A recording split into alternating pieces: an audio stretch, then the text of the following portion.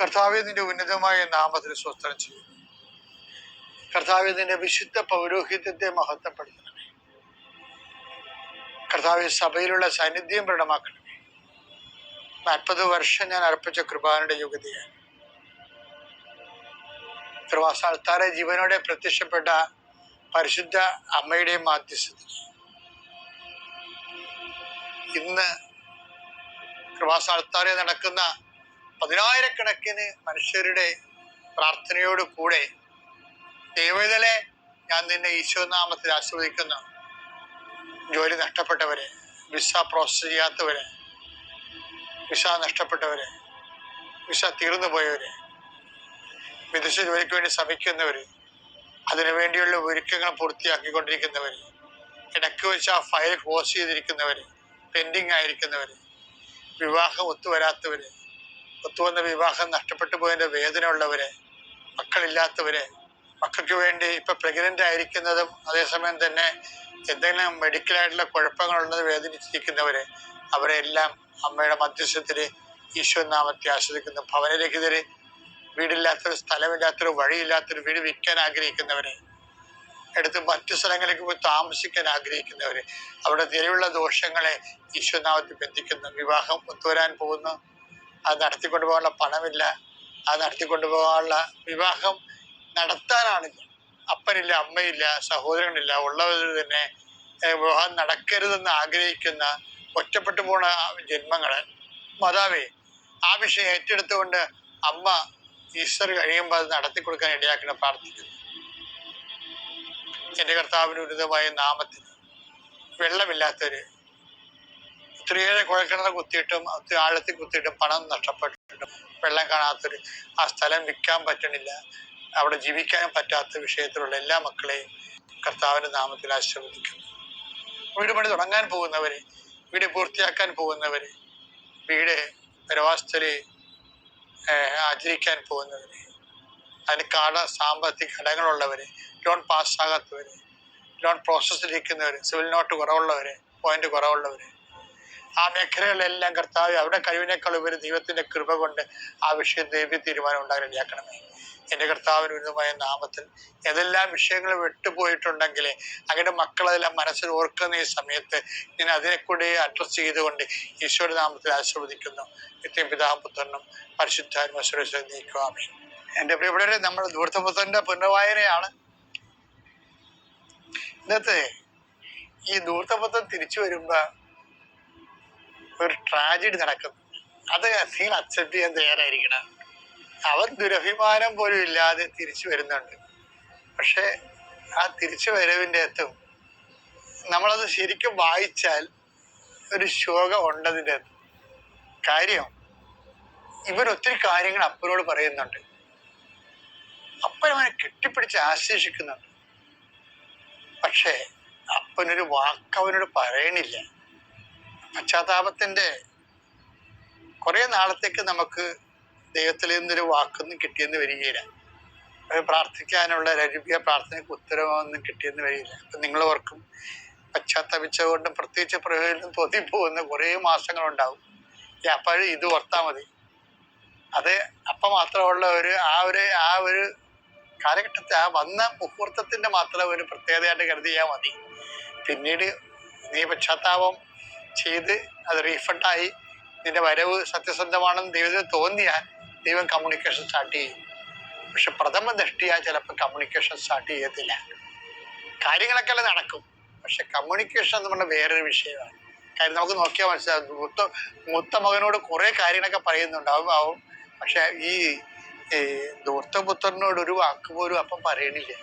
കെട്ടിപ്പിടിക്കുന്നുണ്ട്, അതിനെ ആശ്ലേഷിക്കുന്നുണ്ട്, സ്വീകരിക്കുന്നുണ്ട്, മാല അവന് ചെരുപ്പ് കൊടുക്കുന്നുണ്ട്, അവരെ മകന്റെ റാങ്കിലേക്ക് കൊണ്ടുവരുന്നുണ്ട്. പക്ഷെ സംസാരിക്കത്തിൽ താമസിക്കും. ദൈവം അങ്ങനെയാണെന്ന് പറയാല്ല. ദൈവത്തെ കുറിച്ച് പറയണ കഥയിൽ വന്നു പോയിട്ടുള്ള നിഴൽ രൂപങ്ങളാണ് ഇതൊക്കെ. സംസാരിക്കാത്ത മൂകനായ അപ്പൻ, അത് നിസ്സാരമായിട്ട് കണക്കാക്കാൻ പറ്റത്തില്ല. അത് പശ്ചാത്താപത്തിന്റെ കുറെ കാലങ്ങളിൽ ദൈവമായിട്ട് നമുക്ക് കമ്മ്യൂണിക്കേഷൻസ്, ദൈവം ഇങ്ങോട്ട് കമ്മ്യൂണിക്കേറ്റ് ചെയ്യണമെന്ന് നമ്മൾ ധരിക്കരുത്. എപ്പം വന്നതല്ലേ ഉള്ളു. അവന്റെ പശ്ചാത്താപം സത്യസന്ധമാണ് ദൈവം തോന്നിക്കഴിഞ്ഞാൽ കട്ട് ചെയ്ത് കമ്മ്യൂണിക്കേഷൻ സ്റ്റാർട്ട് ചെയ്യും. മകൻ പറഞ്ഞു, ഇളയ മകന്റെ കാര്യം പറയും. പിതാവേ, സ്വർഗത്തിനെതിരായും നിന്റെ മുമ്പിലും ഞാൻ പാപം ചെയ്തു. നിന്റെ പുത്രൻ എന്ന് വിളിക്കപ്പെടാൻ ഞാൻ ഇനി യോഗ്യനല്ല. പിതാവാകട്ടെ തന്റെ ദാസരോട് പറഞ്ഞു, ഉടനെ മേൽത്തരം വസ്ത്രം കൊണ്ടുവന്ന് ഇവനെ ധരിപ്പിക്കുവിൻ. ഇവന്റെ കയ്യിൽ മോതിരവും കാലിൽ ചെരുപ്പും അണിയിക്കുവിൻ. കൊഴുത്ത കാളക്കുട്ടിയെ കൊണ്ടുവന്ന് കൊല്ലുവിൻ. നമുക്ക് ഭക്ഷിച്ച് ആഹ്ലാദിക്കാം. എന്റെ ഈ മകൻ മൃതനായിരുന്നു, അവനിതാ വീണ്ടും ജീവിക്കുന്നു. അവൻ നഷ്ടപ്പെട്ടിരുന്നു, ഇപ്പോൾ വീണ്ടും കിട്ടിയിരിക്കുന്നു. അവർ ആഹ്ലാദിക്കാൻ തുടങ്ങി. ഇതാണ് സംഭവം. ഇതിനകത്ത് ഡയലോഗില്ല. ആർക്ക് ഡയലോഗില്ല? അപ്പൻ മൂത്ത മകനോട് അപ്പൻ കമ്മ്യൂണിക്കേഷൻ നോക്കിയാൽ മതി. ഞാൻ ഇങ്ങനെ ഒത്തിരി ആൾക്കാരോട് കൗൺസിലിംഗ് ചെയ്യുമ്പോഴേ ചില ആൾക്കാർ എത്രയോ വർഷങ്ങൾ ധ്യാനിപ്പിക്കുന്നു, എത്രയോ ആയിരങ്ങൾ ധ്യാനിപ്പിച്ചിട്ടുണ്ട്, എത്രയോ പേരുടെ മാനസാന്തര വേല എടുത്തിട്ടുണ്ട്. അപ്പോൾ അതെല്ലാം നമുക്ക് മനസ്സിലാക്കുമ്പോൾ ഈ ഒരു കാര്യം സിറ്റുവേഷൻ കറക്റ്റാണത്. ആ മാനസാന്തരത്തിൻ്റെ ആദ്യ കാലങ്ങളിൽ കമ്മ്യൂണിക്കേഷൻ ഇല്ല. നമുക്ക് പ്രാർത്ഥിക്കാൻ കുറവായിരിക്കും, ചിലപ്പോൾ നമുക്ക് പ്രാർത്ഥനയ്ക്ക് ഉത്തരം ചിലപ്പോൾ മെയിൻ്റെനൻസ് നടക്കും, എല്ലാ കാര്യങ്ങളും നടന്നു പോകും. ഞാൻ കെട്ടിപ്പിടിക്കുന്നുണ്ടെന്നൊക്കെ പറഞ്ഞില്ലേ, അപ്പം അവനെ കെട്ടിപ്പിടിക്കുന്നുണ്ട്, അവന് മോതിരം കൊടുക്കുന്നുണ്ട്, അവന് ചെരുപ്പ് കൊടുക്കുന്നുണ്ട്, റാങ്കരെ കൊടുക്കുന്നുണ്ട്. പക്ഷെ നോ ഡയലോഗ്. നമ്മൾ പെട്ടെന്ന് ശ്രദ്ധിക്കത്തില്ല.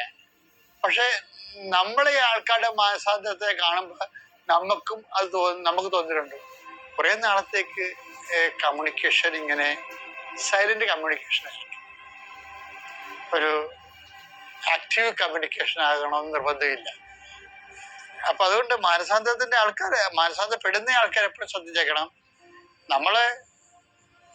നമ്മളുടെ പാപത്തിന് പരിഹാരം ചെയ്തു, ആ ദിവസമ്പത്ത് പറഞ്ഞ പോലെ റീഫണ്ട് ചെയ്തു, പശ്ചാത്താപം പ്രായശ്ചിത്തത്തോടെ പറഞ്ഞു തീർക്കാതെ അത് ചെയ്ത് തീർത്ത് വരുമ്പോ ആ കമ്മ്യൂണിക്കേഷൻ ഫുൾ സ്വിങ് ആയിട്ട് വരും.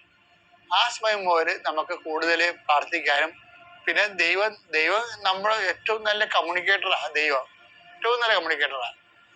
കാര്യം നമ്മൾ ഭൂമി ജീവിക്കുമ്പോ ദൈവത്തിന്റെ ഈ കമ്മ്യൂണിക്കേഷൻ ഒരിക്കലെങ്കിലും കിട്ടിയില്ലെങ്കിൽ എന്തൊരു കുഴപ്പമുണ്ടെന്നേ ഞാൻ പറയത്തുള്ളൂ. വെച്ച് കഴിഞ്ഞാൽ ദൈവം നല്ലവണ്ണം കമ്മ്യൂണിക്കേറ്റ് തന്റെ ദാസനോട്, തന്റെ ഭക്തനോട്, തന്റെ വിശ്വാസിയോട്, മോശയോട് നമ്മൾ സ്നേഹിതരെ പോലെ സംസാരിക്കുന്ന ആളാണ്. പക്ഷെ അത് ആ ലെവലിലേക്ക് നമ്മൾ ദൈവത്തെ സ്നേഹിച്ച സത്യസന്ധമായിട്ട് ദൈവത്തെ വേണ്ടിയാണ് സ്നേഹിക്കണൊക്കെ ദൈവം തോന്നിക്കഴിഞ്ഞാൽ സ്വപ്നങ്ങളിലൂടെ, ദർശനങ്ങളിലൂടെ, പിന്നെ വ്യക്തികളിലൂടെ, ഇൻസിഡൻസ് എന്നില്ലേ, ഇൻസിഡൻസ് എന്നൊക്കെ പറഞ്ഞാലും അതിലൂടെയും ദൈവത്തിൽ നമ്മൾ കമ്മ്യൂണിക്കേറ്റ് ചെയ്യാൻ പറ്റും. കമ്മ്യൂണിക്കേഷൻ ഭയങ്കര രസമായിരിക്കും. അപ്പൊ നമ്മളെപ്പോഴും ഓർക്കണത് ദൈവമായിട്ട് ഈ ഒരു കാലത്ത് നല്ല റിലേഷൻസിലേക്ക് വരാൻ വേണ്ടി, നല്ല ഫുൾ സ്വിങ് കമ്മ്യൂണിക്കേഷനിലേക്ക് വരാൻ വേണ്ടി പ്രത്യേകം സത്യസന്ധമായി സുവിശേഷവിഹിതമായി സാക്ഷ്യത്തോടെ ദൈവത്തിന് വേണ്ടി, അല്ല ദൈവത്തിന്റെ ആനുകൂല്യത്തിന് വേണ്ടിയുള്ളതിനേക്കാളുപരി ദൈവത്തിന് വേണ്ടി. ദൈവത്തിന് ഭയങ്കര സങ്കടമായിരിക്കുകയും എപ്പോഴും എന്ന് വെച്ചാൽ ഈ മനുഷ്യന്മാരെ എല്ലാം സ്നേഹിക്കണത് പറ്റിപ്പിഴപ്പിന് വേണ്ടിയാണെന്ന് ദൈവത്തിന് അറിയാം. അതാണ് ദൈവത്തിന് സങ്കടം എനിക്ക് പലപ്പോഴും തോന്നിയിരിക്കുന്നത്. പക്ഷെ ദൈവത്തിന് വേണ്ടി സ്നേഹിക്കാൻ തുടങ്ങിക്കഴിഞ്ഞാൽ നീ തന്നതും തരാത്തതും ഞാൻ അളന്നും തൂക്കി നോക്കാതെ എനിക്ക് നീയാണെന്ന് പറയത്തില്ലേ, അങ്ങനെയൊക്കെ പറഞ്ഞൊരാളാണ് ഈ പത്രോസൊക്കെ ഈ ഹൃദയം തുറന്നാണ് ഈശോ ഇന്ററാക്ട് ചെയ്യുന്നത്. ഹൃദയം തുറന്നാണ്. കാരണം അവരോടൊക്കെ ഹൃദയം തുറന്ന് സംസാരിക്കാനുള്ള തുറവി, ദൈവത്തിന്റെ റിസർവ്ഡ്നെസ് പോണമെന്നുണ്ടെങ്കിൽ ദൈവം ഇങ്ങനെ ഒരു റിസർവറിൽ വരാൻ കാരണം വെച്ച് കഴിഞ്ഞാൽ നമ്മള് കമ്മ്യൂണിക്കേഷൻ ചെയ്യാൻ പറ്റിയ ആളല്ലാത്ത കൊണ്ടാണ്.